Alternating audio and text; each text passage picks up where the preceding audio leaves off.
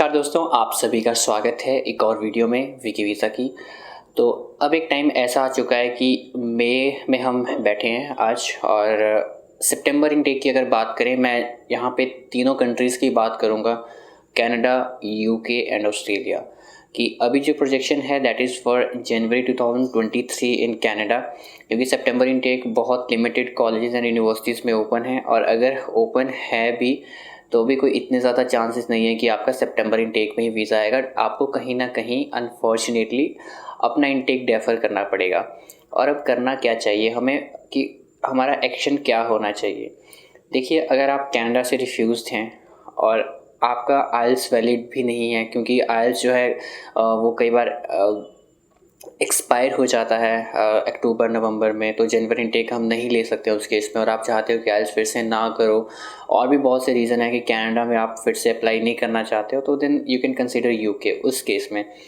और सबसे पहले हम बात करते हैं कि हमने कनाडा किन किन केसेस में हमने कनाडा रीअप्लाई करना है, या फिर से जैसे भी आपका मान लीजिए फ्रेश फाइल है तो क्या करना है, तो वो चीज़ जानना बहुत ज़्यादा ज़रूरी है। तो सबसे पहले हम बात करते हैं कि अगर आप बिल्कुल फर्स्ट टाइम अप्लाई कर रहे हैं तो आपको क्या करना चाहिए। अगर आपका आइल्स 6.5 विद नॉट लेस देन 6 है, और अगर आप रिसेंट पास आउट हो, 5 साल का गैप है, 10 साल का गैप है, वो मैटर नहीं करेगा। ऑनेस्टली कहूँ, कनाडा में गैप का कोई दिक्कत नहीं है, एज लॉन्ग एज आप गैप को अच्छे से जस्टिफाई कर सकते हो विद डॉक्यूमेंटेड एविडेंस, क्योंकि एविडेंस का होना बहुत ज़्यादा ज़रूरी है, और डॉक्यूमेंटेड और वैलिड जो है एविडेंस होना चाहिए। अगर आप गैप को क्लियर कर रहे हो तो कोई दिक्कत नहीं है। आपको जनवरी 2023 इनटेक आराम से हर एक कॉलेज एंड यूनिवर्सिटी में मिल जाएगा, और आप डेफिनेटली कनाडा कंसीडर करो, बट आपको जनवरी 2023 तक वहाँ पे वेट करना पड़ेगा।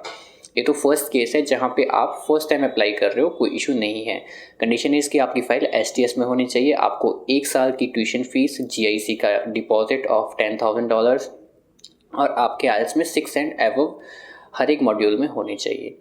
दूसरी कंडीशन ये है कि अगर आप रिफ्यूज़ हो चुके हो 1 बार, 2 बार, 3 बार, 4 बार, जितनी बार भी आप कनाडा से रिफ्यूज़ हो चुके हो, you are welcome to reapply.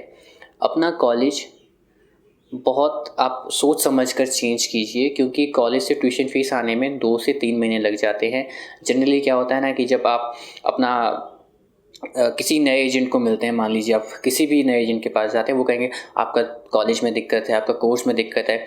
ऐसा जनरली होता नहीं है, क्योंकि मेरे पास बहुत से ऐसे वीज़ाज़ हैं जो 3-3, 4-4 बार same college and same course में रीअप्लाई कर करके भी आए हैं। तो कोर्स का कोई दिक्कत नहीं होता है, कॉलेज का कोई दिक्कत नहीं होता है।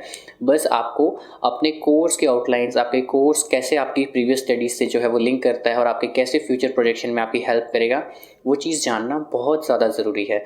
तो इसलिए मैं कहना चाहता हूँ कि हमें कॉलेज चेंज करने पे फोकस ना करके फोकस अपने कोर्स पे करना है, और रिलेवेंट बनाना है स्टेटमेंट ऑफ पर्पस में, क्योंकि मैं बार बार कहता हूँ कि statement of purpose is only a point of interaction between you and embassy officer, so we should focus on statement of purpose. अगर हमारा स्टेटमेंट ऑफ पर्पस अच्छा नहीं है तो हमें कहीं ना कहीं वीज़ा लेने में दिक्कत हो जाती है। और अब बात करते हैं उन केसेस का, जैसे बार बार रिफ्यूज़ल आ जाती है, तो उस केस में आप रीअप्लाई करते रहो। आपका आइल्स बस वैलिड होना चाहिए उस इनटेक के लिए।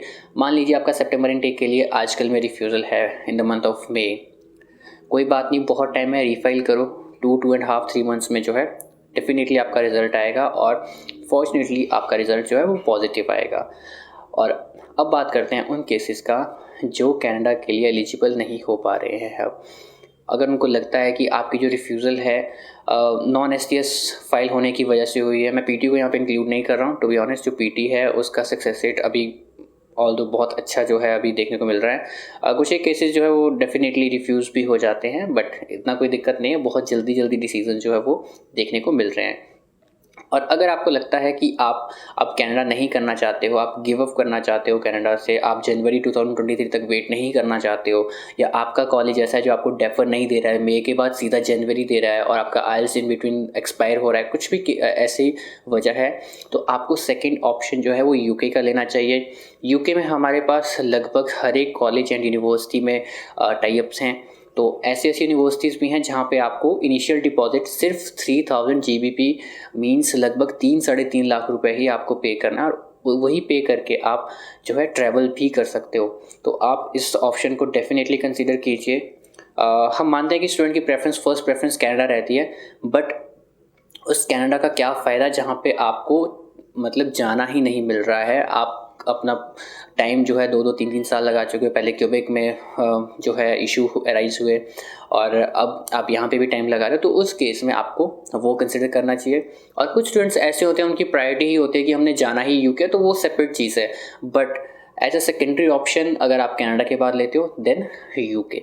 और अब बात करते हैं ऑस्ट्रेलिया के बारे में। ऑस्ट्रेलिया में मैं देखो एक सीधी सी एक बात कहना चाहता हूँ, ऑस्ट्रेलिया में आप बिल्कुल जेन्युइन स्टूडेंट होने चाहिए। आपके पास फंड्स जो हैं वो अवेलेबल होने चाहिए, क्योंकि जो यूनिवर्सिटीज़ हैं उनकी फ़ंड्स की रिक्वायरमेंट जो है वो बहुत ज़्यादा रहती है, 20-25-30 लैक्स के करीब, और वो भी 90 डेज़ ओल्ड। तो अगर आपके पास फंड सफिशिएंट है देन डेफिनेटली आपको ऑस्ट्रेलिया कंसिडर करना चाहिए।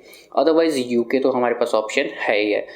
मैं उम्मीद करता हूँ कि इस वीडियो के माध्यम से मैं आपको क्लियर आउट कर पाया हूँ कि हमें नेक्स्ट क्या करना चाहिए, हमारा एक्शन क्या होना चाहिए, क्योंकि बहुत कन्फ्यूज़न हो जाती है और स्टूडेंट जो मिसगाइड हो जाता है, अपने आप से ही मतलब सेल्फ डाउट में चला जाता है कि पता नहीं मुझ में क्या कमी है। अगर आपको फिर भी कोई सजेशन चाहिए मुझसे, आप कॉन्टैक्ट कर सकते हो, व्हाट्सएप कर सकते हो, आप इंस्टाग्राम पे कनेक्ट हो सकते हो। जिस भी तरीके से आपको अगर मेरी हेल्प की रिक्वायरमेंट है, I am here to help you out. And admissions को लेकर या किसी भी तरह का कोई भी स्टेप पे अगर आपको कोई भी दिक्कत आती है, आप हेल्प ले सकते हो। मैटर नहीं करता है आपने कहाँ से अप्लाई किया, जहाँ मर्जी से अप्लाई किया हो, जहाँ पे मेरी रिक्वायरमेंट है, I am here to help you out. Thank you.